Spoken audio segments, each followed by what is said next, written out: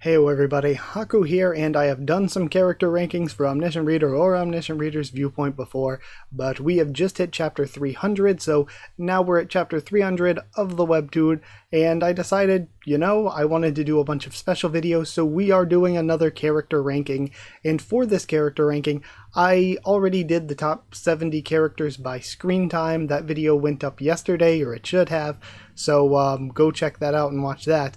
But I decided the way I would do this is that I would rank those 70. So this is a top 70 video. And you know me with some of my other sort of character rankings with other series. Sometimes I have some wild picks really high up. So I decided just to stick with the ones with the most screen time. That way we are just sticking with the characters who've shown up the most, the important ones. But this tier list maker also had some characters that weren't included in the top 70 with screen time wise. So I decided for this bonus here, this bonus was going to be my top 10 characters that weren't in the top 70 screen time wise. So out of the random miscellaneous characters that were not in the top of screen time, these are my favorite 10. These are my top 10. At the bottom of those top 10 bonus characters, I put Dokja's co-worker, whose name I don't even remember, because I liked him even more than the bully, I think his name was Minusong, when it comes to providing this connection to Dokja's past and his trauma and kicking off this really, really great part of Dokja's character arc where he was having to deal with these things from his past, having to confront his trauma a bit. I thought that this character was especially when we thought that he was going to be good and friendly at first and then we get the rug pulled out from under us, I think he's a really good way to kick off that sort of section of Dokja's character arc. But that said, he wasn't a good guy. It's not like I really like him that much particularly. Then above him, I put Thor in 9th. He just has a cool design and all. Don't know how much more we'll see, but I figured, looks cool enough. I liked Thor well enough. We have the Eater of Dreams then in 8th of the bonus characters. I thought that section of the story was good. It was a cool fight. It led into a lot of good stuff with Dokja's past and with the fourth wall, so that was all amazing. Then I put the Wedding Man. I think the idea and the concept, the way that the Wedding Men are in the story of ORV is good, and I think that it's led to also a lot of really good moments so far. Then in 6th place, I have a soft spot for the Dokkaebi. I have Biryu. 5th place, I have the Cinema Dungeon Master. I thought the Cinema Dungeon was one of the best early arcs. I think it's really, really, really good. In 4th place, we have Ino, I think was her name, or his name. I don't remember the original name. But Ino was a character that I thought was interesting, especially not being a bad person like the other Pinkies, I think they were called. I am left with a lot of characters wishing that they had stuck around, and we'll definitely get to some of them, wishing that they had stuck around a bit more, wishing that they had got more attention, more development, just more time. And Ina's just another one of those characters that I thought had an interesting concept going on that I just wish we saw more of. 3rd is Galemium. I really like Galemium. I think Galemium's great. 2nd place, if Gunul had made it into the top 70 screen time, Gunul might be at a stupid, unfairly high position. So we have 2nd place here. And then 1st place of my bonus characters, should he had just showed up, should he had just appeared. But he's really cool. He looks awesome. I like that he is kind of a new face of Vedas for us. He's really, really imposing in the current arc, so we have to see where the fight with him continues to go. And he's kind of like a literal straight up god acting beneath his station. So I think it's really, really a cool design as well, a good character. But yeah, I think those 3 or 4 there at the top might have been unfairly high if I had actually included them potentially. But we'll see. I don't know. Maybe Galemium and Ina so might not have been that high given some of the other characters that I like but ended up kind of low just because we haven't seen enough of them. That's one thing I noticed with this ranking is we have kind of three sort of waves that will come at you, I think. The characters that I either don't like that much or really wish we had more of because we didn't really get much of anything out of them. Then the characters that I really like, that I feel bad that they're so low on the ranking because I really like them. I like so many Omniscient Reader characters. They just can't be higher because there are better characters. Then the characters at the top, which I fought and agonized over. When I was making this list, I made the list and then I went through and I kind of remade it. And then I went through again and I was like, no, I need to move these around more. And I moved some characters way, like it's not like I was just rearranging a little bit. I moved some characters way up and way down when I redid it. So my mind changed on this a lot as I was making it. So you catch me in like 10 more chapters and my mind might have changed a lot more once again. Also, I tried to keep my recency bias in check, but as you can see with Shurya at the top here, there may be some recency bias. But also, it's not just recency bias, I say it a million times and you're probably tired of it, but I just think ORV gets better and better. So the more recent stuff is just stuff that I am more and more excited about as I go. But either way, let's get into our top 70. Our top 70, or I mean just the bottom 10 out of the 70 characters with the most screen time. In 70th place, I put the Great King Hungmu. I mean, he kind of shows up when he says something whenever the Korean Peninsula constellations are saying something, but he's like kind of the least entertaining or one of the least entertaining to me.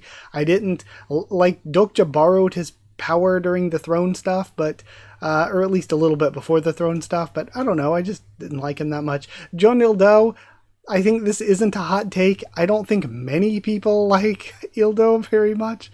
And then Dong-hoon is like the poster face for the characters that I was talking about when talking about Ina, of characters that showed up, and I thought that they were going to be around more, or do more, or get more development, and I wish they had, like, I really want to like Dong-hoon. I wish Dong-hoon was around more. But he's just not. He just hasn't done anything, like, ever, basically, except be... Isn't he, like, just the walking modem, essentially? Then we have Anna Croft, which I think may be an extremely, incredibly hot take in 67th place. I think this might be a very hot take, but I'm on the Dokja train, man. I just don't like her. Screw her. Like, she has done some evil stuff, some schemy stuff, and I think that she does genuinely think that she is helping people, helping humanity, helping save the world. She really does think that, but I still don't like her methods. I still don't like her. I'm with Dokja here. I am in agreement with my man Dokja. Then in 66th place is Duke Siswitz. I'll be real with you. I love the Demon World arc, but Siswitz is barely in it. He doesn't show up actually that much until the fight, really. And even then, he lets the robot do the fighting for him. And as far as villains go, or as antagonists go, he's probably the least interesting antagonist to me. Like, I just don't find Siswitz that endearing or enjoyable as an antagonist. I just don't like him very much. 65th place, a rat. It's the nail-eating rat. I kind of have a soft spot because of how I always misinterpret it as not eating like its fingernails, but like eating actual metal nails.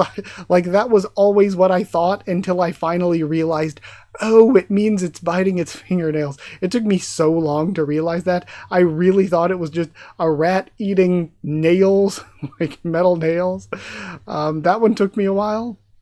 But it's kind of just a henchman for the Nouveau Riche Snake Boss, but I still just kind of have a soft spot for it.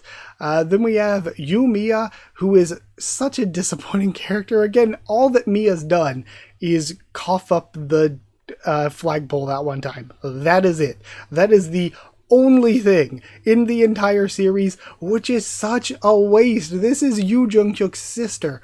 We could have so much with her, like, we could make her into her own character. We could see how it is that she and Jungkook interact with each other. What's their relationship to each other? But we get, like, none of that. Ever. We get nothing from her and Jungkook as siblings. We get nothing from her as an individual character, and it's so disappointing. I really, really wish out of all of the characters that she was more of a character, just because of that Jungkook family connection. But yeah, and also her design is neat, but we get nothing. Then we have Naval Warfare God in 63rd. Again, he mentions like he's cool with his sort of stigmas that have been granted to the others, like the ability that Dokja uses, and also generally Jihye stuff, but he's not that entertaining. Just another of the Korean constellations. Then we have Nouveau Riche Snake Boss in 62nd, who is a jerk. Don't get me wrong. He's terrible. But I think he's terrible in a kind of entertaining way, at least more entertaining than the other characters so far. I think he was a pretty good little antagonist, not like a major antagonist, but the stuff, I think more memorable than the actual physical fighting stuff is when Nouveau Riche Snake Boss was first showing up and like trying to guide BU's channel in kind of a negative way, and we had that kind of the kind of struggle there of, oh, does the streamer follow along with the negative impulses of the chat and things like that. I thought that was an interesting thing story-wise, which is why Nouveau Riche Snake Boss makes it up this high. And then in 61st place is Seohwa. Again, I want to like Seohwa, but Seohwa does nothing. So I went from wanting to like Seohwa to thinking it's funny to hate on Seohwa as well, because she just does nothing. She vanishes and never does anything, and then we'll occasionally see her doing some like medical care on somebody, but that's literally it. That is all. There is nothing more than that going on. That is the only thing ever, and it's in the background. There's one arc that's so funny. I think it might have been Peaceland, where Seohwa just kind of shows up at the party at the end, and one of the characters, maybe Hyunsung or Jihye or somebody, is like, what was Seohwa doing this whole time? And it's so funny, because I'm like, literally, where was she? She did not show up. She just wasn't on screen the whole arc, but she's here. It's so funny. It's so funny how little she shows up, and then the super emotional stuff is going on around chapter 220, and she's getting included, and I'm like, who thinks she's part of the team? Like, she does not belong here with these other characters. Even Young Ran feels like more of a part of a team that's going on than Seohwa. Why is she here? So I do think it's funny to hate on her, but I would like to like her. It's just so funny that she's around and they really treat her like she's part of the team, despite her doing nothing. Next up, we get into the top 60, and this might be another hot take. You all will have to let me know. You will know more than I do. Again, don't spoil me on anything, obviously, but let me know a hot take meter. like how many of these are hot takes? Which of these are hot takes? But for me, Nirvana, I like the arc and all. I like Nirvana and all, especially the cool transformation and the stuff we get into with the fight at the end and how it relates to Dokja and his character in the fourth wall and all. But Nirvana, they are a little annoying to me. I don't like them very much. I don't like Nirvana very much. I find them a little on the annoying side. And I always say, as the series goes on, ORV just gets better and better and better. Each arc is just topping the last.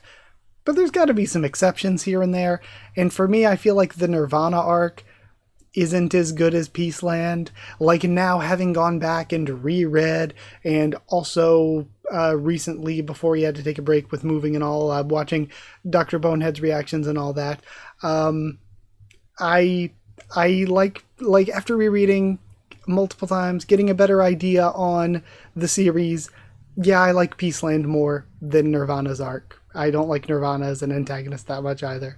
Tyrant King is up here mostly on style, mostly on aura. He was so cool. He looked so cool. And then I kind of respect it because he's so cool. He's so awesome. And then he just gets crushed. not even really a character, just immediately crushed. And I think that was a really cool way to write him. And it also has led to you thinking it's going to happen a couple times in the future when Jungkook just shows up on a villain. You're like, oh, that's going to happen again. And it sets this really fun precedent for the series. So, I like him. Then we have 58th place would be Sungkook. It was kind of funny the way Sungkook was just... Sungkook could have put on pants at any point, but Sungkook just went around without pants for like forever. So, like for weeks, basically. Just at any point could have put on some pants, but didn't. That's a pretty funny running gag. 57th place is Dionysus. Dionysus, I like, nothing huge, doesn't really stand out that much to me, but I like the way that some constellations consistently appear and reappear. I like that as part of the series, and there have been some good moments here and there. Then we get to Namwoon, which would be 56th or 56th place. I really like Namwoon, actually, especially I didn't think we would really see Namwoon again except for flashbacks and stuff, but this is something I guess I forgot to mention in the screen time video. Man, they loved the early days of ORV, loved flashing back to Namwoon. There were so many Namwoon flashbacks, like every couple chapters, quick flashback to what Dokja did with Namwoon. But I like that we got to see him again. I like the Pluto stuff. So yeah, I really, really like Namwoon, but like not that much, of course. 55th place, Paul as well. Paul's an interesting, fun antagonist, and I love that we got to see Paul again down on his luck after everything went down, got demoted as a Dokkaebi and is now more chibi than he was before. I love that stuff. So that was all really good. 54th place is Min-sub, who I thought was a really cool character design. Another example of one of those characters. I like Min-sub as he is, but just was another one of those characters that I was always hoping for more from. I always wanted more. And I guess with the early interactions with like Won, was it, would be fun to have seen him continue on more and have more interactions like that with the other characters, but sadly it did not happen. 53rd place, I got Reinheit, Von Gerbel himself. A fun, cool antagonist that had a neat bit of philosophy when it comes to, and that's something I've liked talking about a lot with ORV, when it came to that section of the story, and the way that his connections and his fight and stuff was handled mostly away from Dokja, and it focused mainly on Won and Jungkook, I think was really cool too. And then 52nd place is going to be Lady of the Sleeping Brocade. I will be for real, I always forget what a brocade is and I have to look it up once again. I always have to do that, but it keeps her memorable. It keeps her stuck in my head. I like Ji-won. I think Ji-won is kind of underrated, shows up a bit, and is another character that I'd love more of. And Lady of the Sleeping Brocade shows up there, shows up when we're getting stuff with the Korean Peninsula constellations. And that's kind of entertaining. So, and also like, gets Dokja's attention a few times and says, hey, this is going on with my incarnation. So I really kind of like her. Again, we're in this section where I'm just kind of weighing the things I like and dislike about the various characters and trying to figure them out. And 51st place, just outside of the top 50, is Sang-young. I think he's entertaining. I like how weirdly much he shows up recurring. That's really fun, but I don't have too much to say, so let's move to our top 50. 50th place is Izumi Hiroki. Talk about a tragic character. I really, really like the idea of setting up this guy that's cool and noble. He's really cool. He's really awesome looking and everything. And we have him hyped up, and then we find out that, oh, he's actually been taken over by the Yamato no Orochi, and that serves as a really, really cool antagonistic force and a really cool way to do the story. And it's so tragic because it would have been cool to see him team up with Dokja and team up with Jungkook, but we're robbed of that by Yamato no Orochi. And in the end, we have him like thanking Dokja for taking him out and for stopping him, and all that he did was to try to protect his fellow incarnations and everything. Like, it was really, really well done, and I just thought he was really cool. 49th place is Baram. I have a really soft spot for the Dokkaebi. I love them. Baram is another that I find fun. I really get excited whenever we learn more of that lore stuff about the Dokkaebi and the Star Stream and the constellations and stuff. And Baram shows up when we get a lot of that stuff, when we're seeing the Star Stream offices, and I always like when we get those scenes. Then 48th would be Abyssal Black Flame Dragon. I guess for our big four sort of original super chatting constellations, Abyssal Black Flame Dragon's the lowest down. I think they're entertaining, but they show up the least of those four. They are, for me, the least entertaining of those four. And while I find some of their scenes really funny and some of their interactions with the other characters like Hyung or Sooyoung really funny, I, at the same time, as a individual character, don't rate them that highly. Then 49th place, Yamato no Orochi. I just talked about it with the Izumi storyline, but Yamato no Orochi, I think, was a really good antagonist for Peaceland. I thought that Peaceland was really good. I thought the fight with the Yamato no Orochi is really good. I think the way that its abilities and items got to carry on were really cool, and that ties into the next place too, 56th place, Michio Shoji. I really, really liked him as part of Peaceland and everything. And again, I love how it ties in with Susanoo originally being Izumi's supporting constellation, and then now having interest in Michio Shoji, and how that might be passed on to him this time around when we see him again. So that's very cool, and the relation there with Yamato no Orochi is cool. And some of the moments he had were like, for a character that was really only on one arc, he left a good impression on me. 45th place, carried a lot by the design, as Antinous. The design is so good. I would have loved to have seen more. She would have been much, much higher if she got to stick around as one of Gil Young's, like, if Gil Young could just summon her whenever, that'd be so cool. But sadly, she gets taken out way too soon for my liking personally, and we just don't really see more of her. So I liked what we got, and I thought the backstory was good too, and the motivations for her and Lycon and the people of their planet. I thought that was all good. I just wish we saw even more, to tell the truth. And then 44th is possibly the highest antagonist. Well, I guess you could see higher, and maybe you can maybe consider some of the characters coming up as antagonists too, but I think Il-sung Myung is one of the best antagonists. He is so memorable, had so much personality. The concept behind him going away and becoming this, isekai quote-unquote hero, but he's really just slaughtering everyone as a catastrophe, then coming back as a catastrophe, super powerful from all that he's done. And the way that his questions worked was cool. His fight was so good, and his fight involves also some of the best characters, like Sang-ah at arguably her peak as a character, and Dokja, Soo-young, and Jung-hyuk, coming off the three of them having a lot of really good interactions with each other. So his fight and the stuff surrounding his fight are all really good, and I thought he was a great antagonist. In 53rd place is Pil Dugong, who is a character who there are various things I don't like about him, various things I do really like about him, and it took a lot for me trying to weigh these various things. He's not a character that I just immediately love, that immediately jumps out to me. So I had to I was kind of weighing back and forth, and this is kind of where he ended up. And then in 52nd place, we have King Oedipus, who I think has one of the coolest designs in the series. Such a cool design. Also a good antagonist. The fights recently with Oedipus have been so good. The Ceroblasts and everything, basically. So I think he's been really cool as a character. Originally showing up was awesome when he was first trying to recruit Dokja over to Olympus.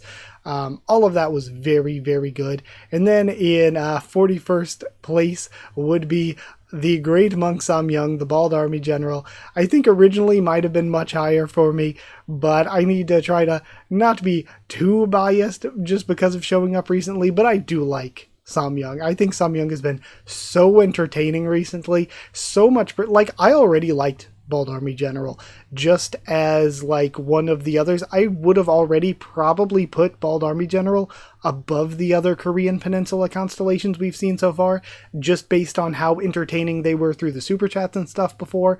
But then the recent stuff happened, and that just elevates Bald Army General even more. So maybe I ended up even robbing him of a higher place, but I do really like him. But at the same time, I love all these other characters too, and I maybe don't want to overblow how much I like him. In 40th place, I've got Selena Kim. She is just a good character. I just like her. She's a good person, and I tend to gravitate toward characters who are just kind and nice, even if she's not the spiciest character. She's not the most interesting character. Doesn't have the most conflict going on, but I like the stuff we just got recently with the Gourmand Association and all. I thought that was all good, but she really is just good guy. She is just a good person. Then in 39th, I have Manu, and in my first draft of this list, I was really overrating Manu. He was probably like top 20 or something, and then I was like, hold on. I might be going a little too crazy. I think he's very cool. He has been a neat antagonist, a good antagonist through all the stuff with Dokja's fate, and him being like kind of our face of Vedas. We had Vedas making some negative moves, Papyrus making some negative moves, Olympus making some negative moves, and he is really, so far, Shurya may take over that spot, we don't know, but he has been our face of Vedas, really. So I thought that he was interesting as an antagonist, but then the recent stuff, he's been so cool in these fights, so I do really, really like him. I think he's really cool as a character and an antagonist, and now as a fighter as well. So I think this is a good spot for him, but originally he was way higher, and then I was like, do I really like him more than this character? No. Do I really like him more than that character? No. I was definitely overrating him at first. But 38th place, we have the Scribe of Heaven, Metatron. I think the way that Metatron was first hyped up when he first started super chatting was cool, and then again, he serves one of those roles that I like as one of those constellations that sticks with us and shows up here and there. I really like that. And the design here, the little bit that we did see, very cool. So I could do for seeing some more. I think Metatron is neat. And then this, I guess, maybe we'll have to compare at some point this to the screen time to see what's the biggest discrepancy between screen time and my ranking. My ranking is 37th place for Gil Young. I loved Gil Young. Gil Young was one of my favorites in the early days. Like, I don't remember when my first few rankings were, but in those early rankings, I could imagine Gil Young being high. I loved him at first, because at first, he was getting a lot of screen time. He was getting a lot of development. He had a lot of, like, hints and mystery toward this dark sort of personality lying within and all. And then the story kept going, and he didn't do anything. And like occasionally he'll do a little bit maybe, but even if he's doing something, he's not getting character development. Gil Young, after the first few arcs, this guy's not getting character development, and it's sad. So I went from loving him, he was one of my favorites, to now I'm like, he just basically hasn't done anything in like 200 chapters. And not only hasn't done basically anything, but also just doesn't get character development very much. So yeah, at this point, I don't hate him. I like him more than these other characters. He's up this high, but I have been really disappointed by how he's fallen off compared to where he used to be in the early arcs when he was just always on, always getting development, always part of the team. Then 36th place, I put the Chimera Dragon over him. I really like the Chimera Dragon. It's so cool. I like its introduction and the way it communicated with Gil Young and Yu Sung and how it ended up with them. And the big thing is back then I was just so used to creatures getting killed off immediately that I was like, man, it's going to get killed off immediately. I really hope it sticks around with them, though. And then it did. It stuck around with them. And I was so excited that we actually had a creature. I mean, I guess technically Titano's still around, right? But we had a creature actually stick around. I loved that. I thought that was great. So I do like Chimera Dragon. Then in 35th place is Dokgok. And I'll be real, I don't know if Dokak would have made it higher if they hadn't come back recently. Because I remember Dokak being one of the most entertaining Dokubi. I thought Dokak with the Dokak Gamtu stuff and that original arc that they were a part of was so entertaining. One of the most entertaining Dokubi. And then Dokak's come back recently, and Dokak hasn't been bad. It's nice to see Dokak again for sure, but they don't really interest me that much. I don't know. I've been a little bit disappointed by Dokak's return. I wanted more. I wanted Dokak to, I don't know, look even cooler, do cool things, but so far Dokak's kind of just been around, sort of co-hosting with Bi Young or Bi Hyung. So yeah, I don't know. Doesn't make it the highest. I still, again, like Dokak enough to be in 35th place, but maybe could have been even higher if I was more impressed by the return. 34th place is Osu, dog who threw himself into the flames. I love Osu. I love him so much. Like, now we're getting into characters that I love. Like, seeing the characters that are past Osu as well. I love these characters. I love Osu. And I hope we get more. I hope Osu sticks around. I really want Osu to stay around with the group. I love Osu so much. Then in 33rd place, I have Boksun as well, or is it Sumbuk? It's Boksun. I, again, keep getting it confused. Boksun's really entertaining. I really love her. She's great.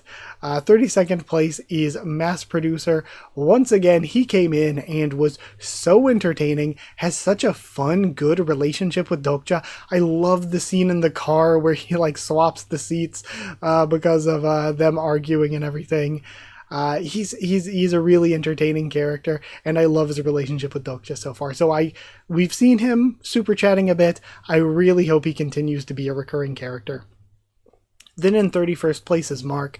I love the Demon World characters. I've been saying since we got to the Demon World that it feels like ORV was incredible before, but it just took another step up, and I have just loved every bit of it for the past, it's like 80 chapters now, because 220 would have been when we sort of got the stuff that led us to being in the Demon World. So for the past like 80 chapters, basically, I have loved everything. And so these characters that have been here for the Demon World stuff, a lot of them just have a really high place for me. So yeah, I really, really, really like Mark. His design's cool too, even though, and with the Defender stuff, rereading some of that made me appreciate him more. Again, recently, as he was catching up, I was there watching Ron Can's streams reacting to it, so I got to reread on my own, taking notes, and re-experience the story watching those reactions. And also, Pyro caught up kind of recently, too. I was watching that.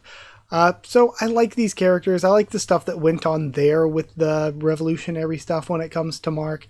But he's this low because he doesn't stand out as much as some of the others. I guess, again, he is a bit of a Selena type character where he's just a good guy, kind of. I like that he was kind of doing a little administrative stuff for Dokja when it came to his complex as well. But yeah, he's not the spiciest character, I guess. He really is just kind of a good guy. Making it into our top 30, in our 30th place, we have a Yoongi. I really loved Yoongi when he was around the first time, and then Yoongi we get again in the Wuxia world, and I loved that we actually got to see him again. We got to see him all grown up, and instead of being nervous and jittery, he's, actually stepped into his role as a sort of mid-ranking Dokubi or whatever. So Yoongi I really like and find interesting and want to see even more. I think most recently we saw him with the Impetuous Swamp Predator and Kyrgyos stuff, didn't we? So that was good. And then we get into a segment that was hard for me. Everything from Fourth Wall to Wukong was a tough bit of ranking for me. I switched them around a lot. and didn't know, like, do I really like this character more than this character? I struggled with the order for these. But in 29th place, I did have the Great Sage Heaven's Equal, the Prisoner of the Golden Headband, Sun Wukong. I think he's really, really, really cool. I think that his relationship with Dokja is very good, and I love that he was one of the ones that brought Dokja to this realization of, I thought I really hated all of the constellations from reading, but now that I'm living it, now that I'm experiencing it, I've kind of made friends with some of them. My horizons are being broadened. And he had the same thing with Jungkook, where before he was kind of really hard on Jungkook, but then he's like, reading it in a book doesn't necessarily describe it the way that, like, when you're there, when you're feeling it yourself, when you're in the midst of it. And I like that aspect too of his friendship with Dokja. I think it's really good. And I like too that he's friends, but he doesn't just bail out Dokja whenever. He constantly just ignores Dokja's calls for help and stuff and says, do it yourself. He will help here and there, and he will cheer Dokja on, but he isn't like a get out of jail free card or anything. 28th place, might be a hot take. A lot of people really love Sangha. Might be a lot of people's favorites. Sangha to me is good, is interesting. Again, we're in the segment of characters that I love. I love Sangha, but I don't love her that much. Like, I don't love her more than 28th place, obviously, apparently. But I do really, really like her.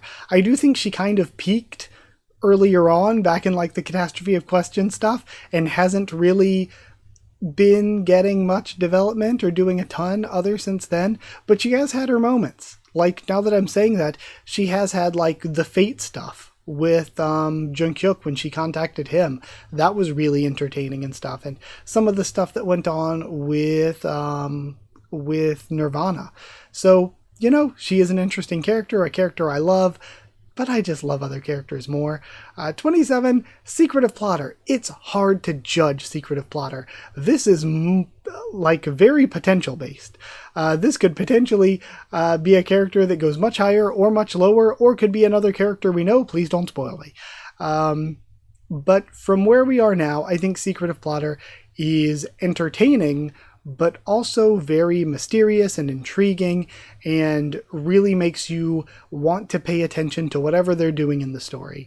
26th place is Iris. I love Iris. I think she is great. I find her very entertaining. I love all of the attention that we got to give for her in the Gourmand Association, and this, I agreed with Dokja on Anna Croft. This is where I am disagreeing with Dokja. He treats her too poorly. He is so mean to Iris. She does not deserve this.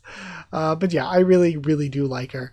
Then we have Fourth Wall, which is another one that's like Secretive Plotter, where I was like, it is so tough to rank Fourth Wall, because you can't really trust Fourth Wall. Some of the things Fourth Wall has done, I don't necessarily agree with.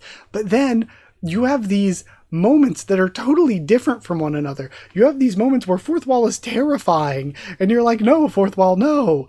And then you also have these moments that are so entertaining, with the back and forth with Dokja and being snarky and kind of almost at times feeling a bit like Great Sage from Tensura. So, interesting character, a character that I'm really excited about, and a character that I think is fun a lot of the time, but also I just don't really know how to judge Fourth Wall. Next we have Persephone. Your name is Stephanie. I'm not going to do that again, but I really like Persephone. She has been very entertaining as a character, as part of the series and all, but also ORV has adapted a mythological character into a character in the story itself, and we're doing that with other mythological characters, even ones that I haven't gotten to yet. But I like the way some of these mythological characters have been adapted into webtoon characters. It's been so cool, and of course the web novel before the webtoon, but I think that it's really, really cool how we've plucked this character out of Greek mythology, and how she's been such a fun, consistent, recurring part of the narrative. And you can say that too with like Manu and Wukong, some of the ones we've already covered. But then in 33rd or 23rd place, actually, 23rd place, top 30, we have Min Ji-won. I like Ji-won. I think that she is underrated. She shows up kind of a lot, and I wish we had even more. She is another character that I'm left wishing got to be part of the team a bit more, wish got to be included in things, but she just doesn't get included in things, even though I wish she was, because I really like and appreciate her. 22nd place is Goryo's top model, Goryo's top swordsman. I really, really, really like this guy now. At first, when I first did my reactions, I was honestly kind of on him. I didn't care as much, but then my reread turned me around so much. I thought, yeah, he's whatever, my first time reading, but my reread, I loved Top Swordsman. I really like him now, all the way up to 22nd place. I really, really like Top Swordsman now. And then in 21st place, just shy of the top 20, is Asuka Ren. I think Asuka Ren was a great character. I love when we get into the sort of narrative, fictional stuff, when we get into the philosophical stuff with ORV, and we get into that with her being the mangaka of Peaceland, and then having to witness Peaceland and seeing its destruction, and being like, if only I didn't write them to be so weak. It creates an interesting relationship between her and Kyrgios. I think that her relationship with Dokja is good. The stuff at the very end, where she just forgets things, becomes a character, is really neat and interesting and scary. Like, that scene is really scary and cool. So yeah, I thought that her writing was really good. And now we've made it to our top 20. In 20th place, we've got Lycaon Isparang, which may be a little highly rated for some of you, but I really liked Lycaon. I love the relationship with Dokja. I love the past and the flashbacks we get to his world before. And I love that he's just a big, cool, furry guy. He's neat. He's interesting. And I kind of wish we got... We do get characters here and there that are kind of like that. We do get some wolf boys now that I'm thinking about it. But I wish they stuck around more. Most of them do not last very long. And Lycaon, like them, did not last very long. He kind of got handled unceremoniously. And that's kind of a bummer. I wish he stuck around more. I really wish he was part of the main group more. And anytime I made this list and reordered this list, I kept thinking, because he could have been even higher before, and I kept thinking, I'm putting him way too high. What am I doing? But I like him. I just really like Lycaon. And this is where he ended up in the end. I do like and enjoy him.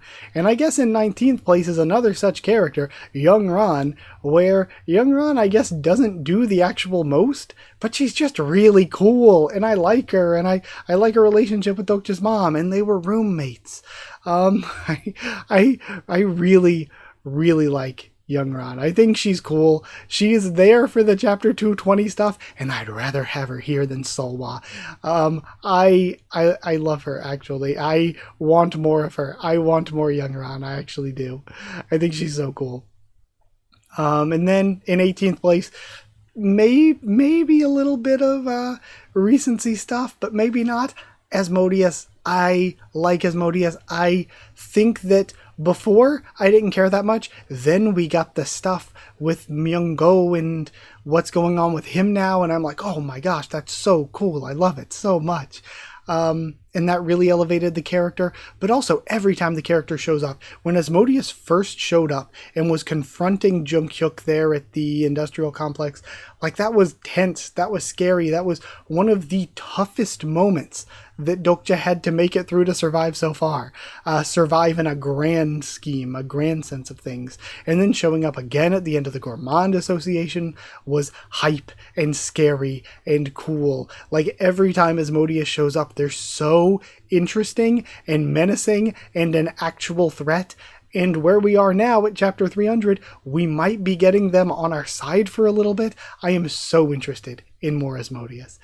So they are neat. They are cool. In 17th place is Eileen. I freaking love Eileen. I think she is great. I love the the Demon World stuff in general and the characters involved with it, and she is one of the most prominent and noticeable with the Revolution stuff. I think that's all very good.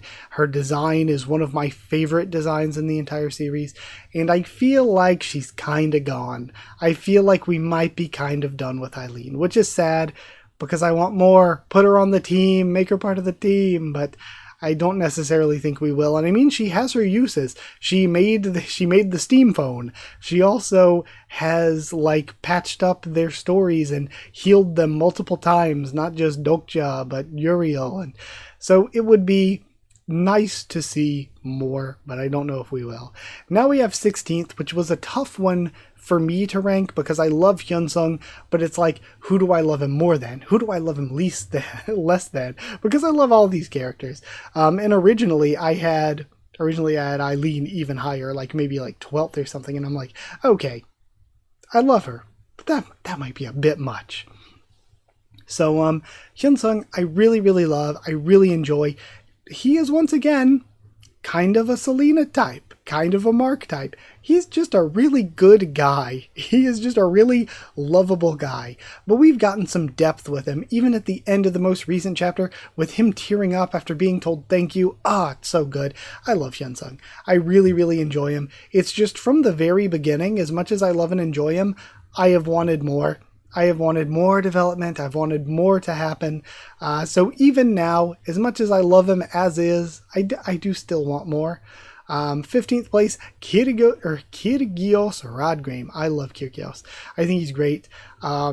Very, very enjoyable. I want to see more. I need to see some of what's going on with him and Skybreaking Swordmaster.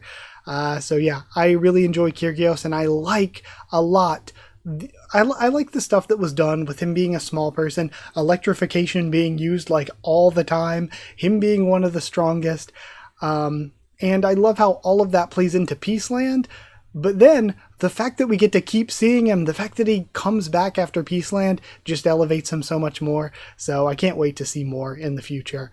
14th place for me is Jihye. I absolutely love Jihye. I think Jihye's relationship with Dokja and the comedic moments with her and Dokja are so funny. Jihye is one of the funniest characters. I also think as a fighter, Jihye is cool, but she kind of just gets beat up off screen a lot of the time. Like, rereading through, you're like, oh wow, Jihye just gets beat up off screen a lot.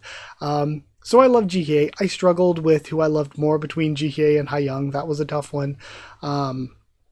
But yeah, I really like and appreciate Jihye and would love to put her even higher, but the characters are just so good at this point. And that's why Hayoung makes it into 13th.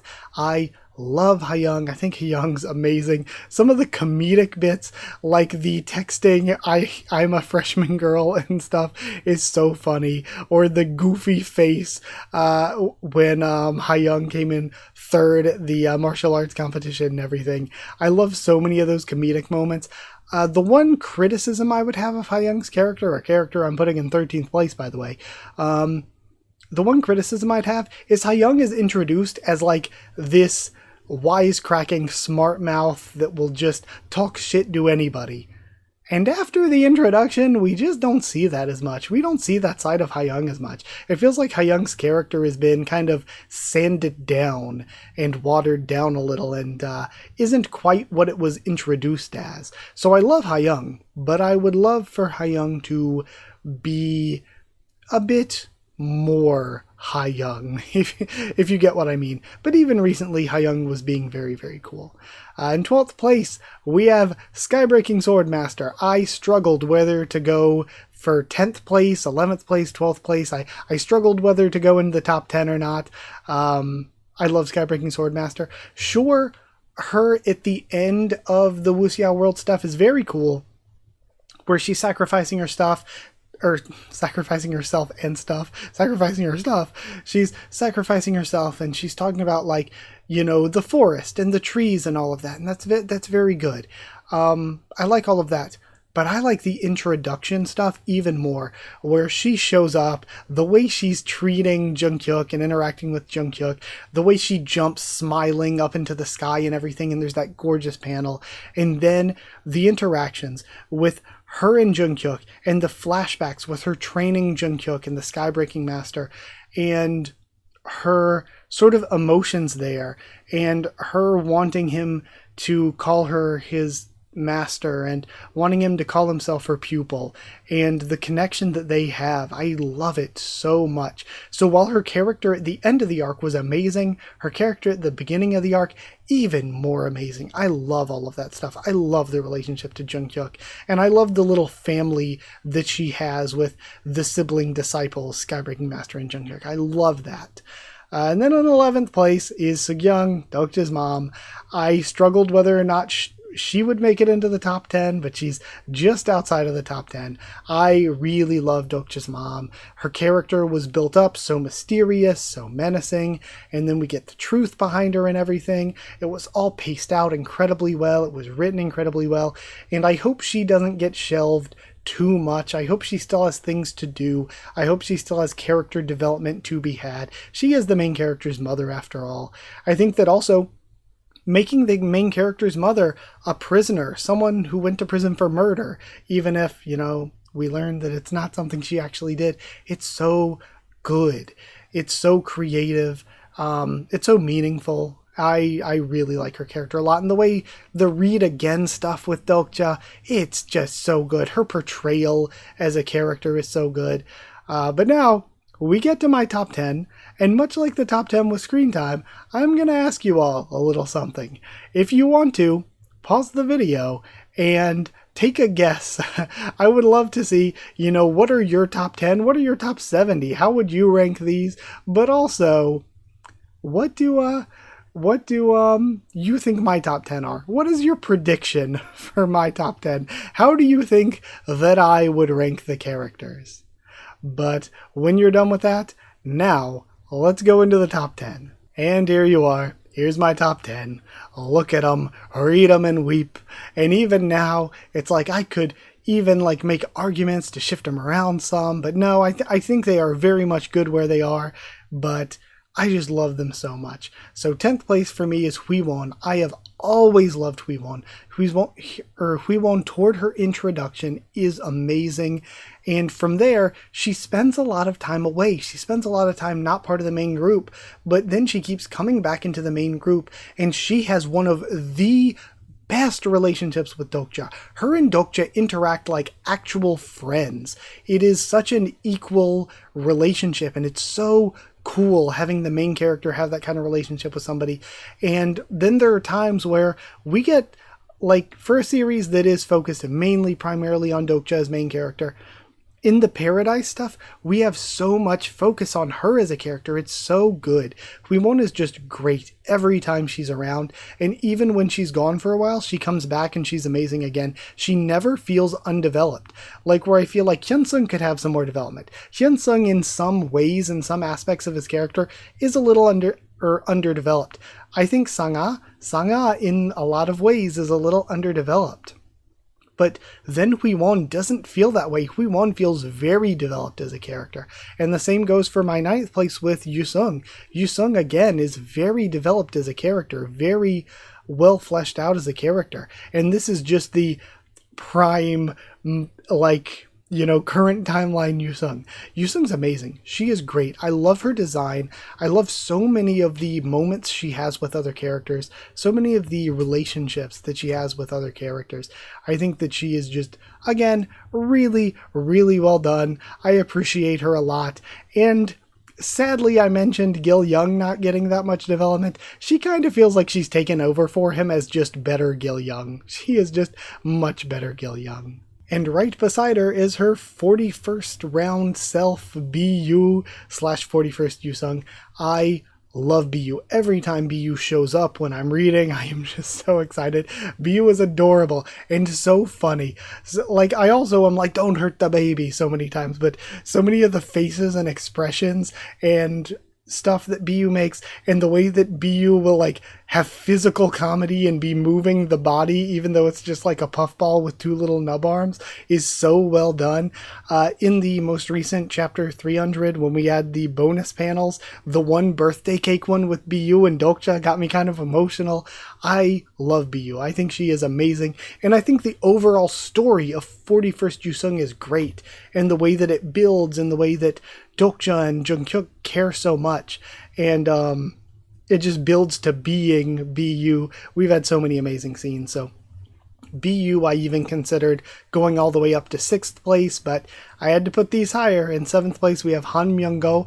Myung-go started out as such a jerk. He destroyed or stole Sang-a's bike because he thought it would force her to need a ride home, and then when she didn't ask him for a ride home, he rode the subway instead to stalk her. He was such a creepy jerk. And he turned into such a great character. He comes back. He has one of the best designs in the series coming back. And he has just been entertaining and had an amazing relationship with Dokja ever since. His relationship with Dokja is so good. The way that they talk to each other, like the ride in the car and everything, is really good. But there are also many other scenes where they have a really good relationship.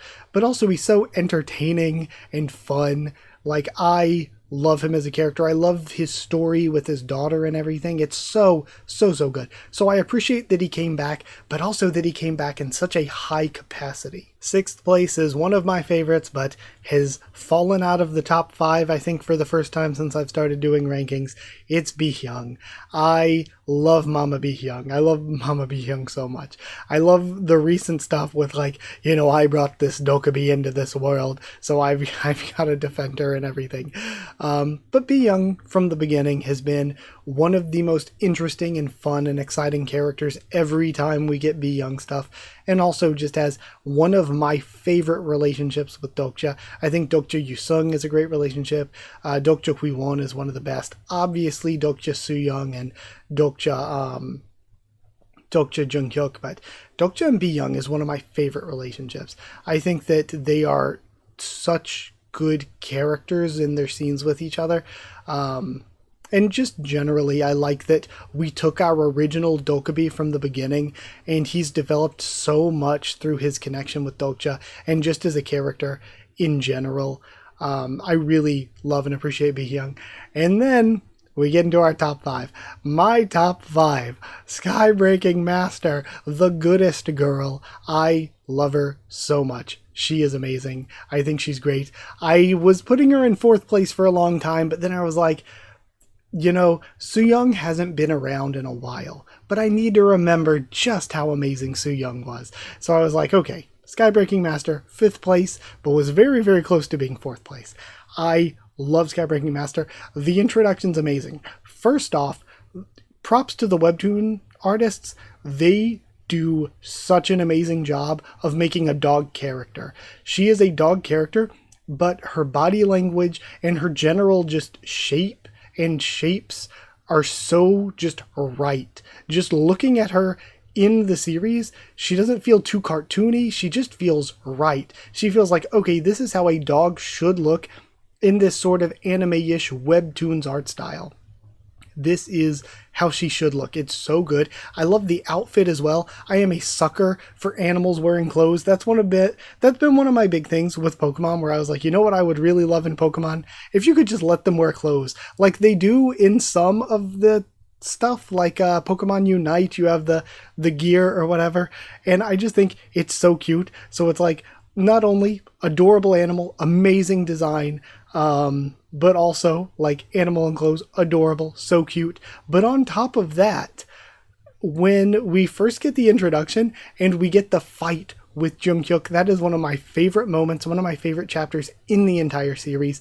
And then we get the flashbacks and we see this family, the family with the Skybreaking Swordmaster and Skybreaking Master and Jung-hyuk, and it's so good. I love how her and Jung-hyuk are like siblings. Like, she is a dog that's part of the team, but feels less like a dog and more just like Jung-hyuk's sibling, but also the way that in the most recent chapters, she's like carried the team in a lot of ways. We have her fighting constellations, killing constellations. She is so cool. She is so hype. I love Skybreaking Master. Then in 4th place is Soo-young. Soo-young is one of the most entertaining characters ever. She is so funny. Her facial expressions are amazing.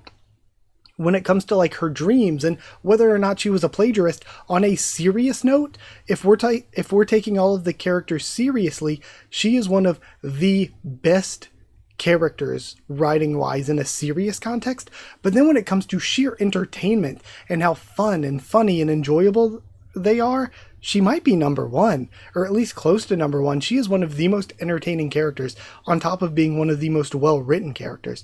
And her interactions with and relationship to Dokja is, again, arguably the best in the series. You have Dokja Junghyuk, which is there, and Dokja Bi Young, but I think Dokja Soo Young is one of the best character relationships in the series. They are so good in their scenes together, especially early on. She plays a big role in a lot of his development. She's so tied in to a lot of the deep philosophical stuff that's going on in the world. She is just really, really cool. And then third place, I am usually not a big main character guy, but Dokja is him. He is the main character. He is so good. I love Dokja. Even when I disagree with some of his choices or opinions, I'm always there with him. I always love him.